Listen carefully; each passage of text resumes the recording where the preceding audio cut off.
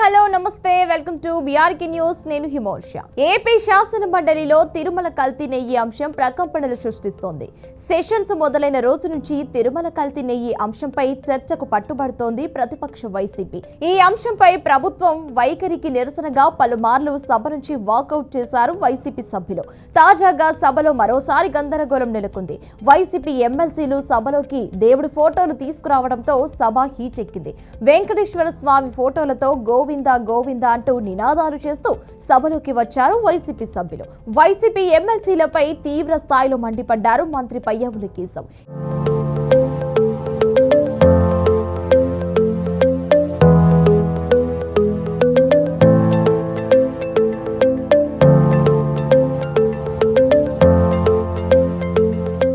ఇక విషయంలోకి వెళ్తే వైసీపీ సభ్యుల ఆందోళనతో ఏపీ శాసన మండలిలో గందరగోళ పరిస్థితి నెలకొంది. దీంతో చైర్మన్ కొయ్యే మోషన్ రాజ్ సభను కాసేపు వాయిదా వేశారు. శాసన మండలి మొదలైన వెంటనే వైసీపీ 2 వాయిదా తీర్మానాలు ఇచ్చింది. టీటీడీకి నెయ్యి సరఫరా చేయడంపై సభలో చర్చించాలని కోరుతూ వైసీపీ సభ్యులు ఈ తీర్మానాలు ఇచ్చారు. వైసీపీ ఎమ్మెల్సీలు కుంభ రవిబాబు, తూమాటి మాధవరావు, మంగమ్మలు, బల్లి కళ్యాణ్ చక్రవర్తి ఇచ్చిన ఈ తీర్మానాలను చైర్మన్ తిరస్కరించారు. దీంతో వారు చైర్మన్ పోడియం వద్దకు చేరుకొని ఆందోళనకు దిగారు. వెంకటేశ్వర స్వామి ఫోటోలు, ప్లకార్డులు పట్టుకుని పోడియంకు చుట్టుముట్టి నినాదాలు చేశారు. దీంతో సభలో వైసీపీ సభ్యులు వ్యవహరించిన తీరు హిందూ సమాజం మనోభావాలను దారుణంగా దెబ్బతీసేలా ఉందని ఆయన మండిపడ్డారు.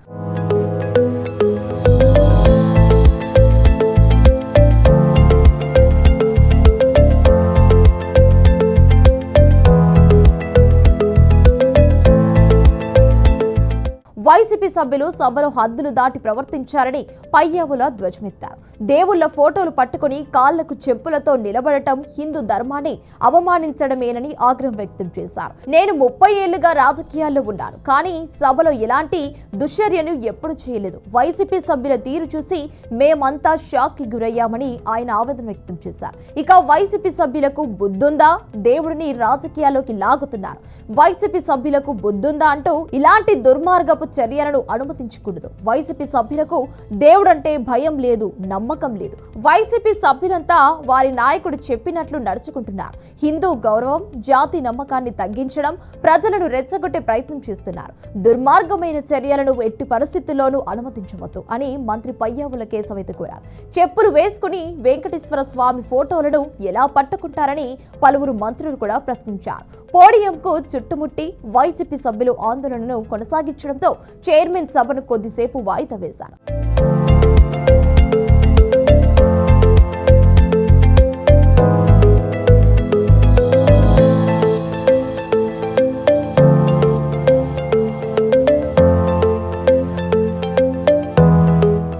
నేతలు టీడీపీ పార్టీపై ఆరోపణలు కూడా చేశారు. వైఎస్ఆర్సీపీ అధినేత వైఎస్ జగన్మోహన్ రెడ్డిని రాజకీయంగా ఎదుర్కోలేక దేవులను వాడుకుని నీచ సంస్కృతికి ముఖ్యమంత్రి చంద్రబాబు దిగజారని వైఎస్ఆర్సీపీ పీఏసీ సభ్యుడు, ఉరవకొండ నియోజకవర్గ సమన్వయకర్త వై విశ్వేశ్వరరెడ్డి ధ్వజమెత్తారు. బుధవారం పార్టీ నియోజకవర్గ కార్యాలయంలో ఆయన మీడియాతో మాట్లాడారు. ఇరుముడితో శ్రీశైలం పుణ్యక్షేత్రానికి వెళ్లిన శివమాలదారులపై పోలీసులు లాఠీ చార్జ్ చేయడం దారుణమన్నారు. ఆలయాల నిర్వహణ, భక్తుల భద్రత విషయంలో చంద్రబాబు తీవ్ర నిర్లక్ష్యంగా వహిస్తున్నారన్నారు. ప్రభుత్వానికి ముందు చూపు లేకపోవడంతోనే ఇలాంటి ఘటనలు జరుగుతున్నాయన్నారు. గతంలో తిరుమల సింహాచలం తొక్కిసలాటలో 9 మంది మృతి చెందిన, శ్రీకాకుళం జిల్లా కాశీబుగ్గల తొక్కిసలాటలో మరో 10 మంది భక్తులు చనిపోయిన ప్రభుత్వం గుణపాఠం చెప్పుకోలేదన్నారు. శ్రీశైలంలోనూ పొరపాటున అలాంటి ఘోర ఘటనలు జరిగి ఉంటే ప్రభుత్వం బాధ్యత వహించేదా అని ప్రశ్నించారు. భక్తుల మనోభావాలు దెబ్బతింటున్నా కూడా రాజకీయ స్వార్థమే తమకు ముఖ్యమన్నట్టుగా చంద్రబాబు ఆండుకో వ్యవహరిస్తున్నారని విశ్వేశ్వరరెడ్డి మండిపడ్డారు. తిరుమల లడ్డు ప్రసాదంలో జంతువుల కొవ్వు కలవలేదని సిట్ నివేదిక ఇచ్చినా కూడా దుష్ప్రచారం చేసినందుకు పశ్చాత్తాపం చెందకుండా మరింత దిగజారుడుగా వ్యవహరించారన్నారు. సీఎం, డిప్యూటీ సీఎంతో పాటు క్యాబినెట్ మొత్తం ప్రెస్ మీట్ పెట్టి లడ్డు ప్రసాదం అంశంలో సిట్ నివేదిక ఇచ్చిన అంశంపై ఏకసభ్య కమిటీతో విచారణ చేయిస్తామని చెప్పడం సిగ్గుచేటన్నారు.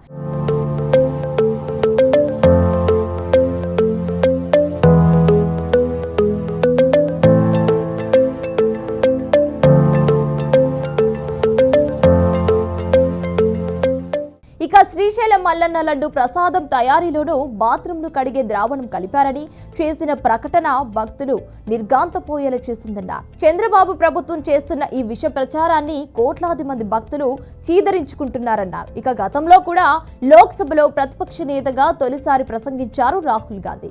ఈ క్రమంలోనే శివుడి ఫోటోని కూడా చూపించారు. దీనిపై స్పీకర్ ఓం బిర్లా తీవ్ర అభ్యంతరం వ్యక్తం చేశారు. సభలో ప్లకార్డులు, ఫోటోలు ప్రదర్శించడం నిషేధమని తేల్చి చెప్పారు.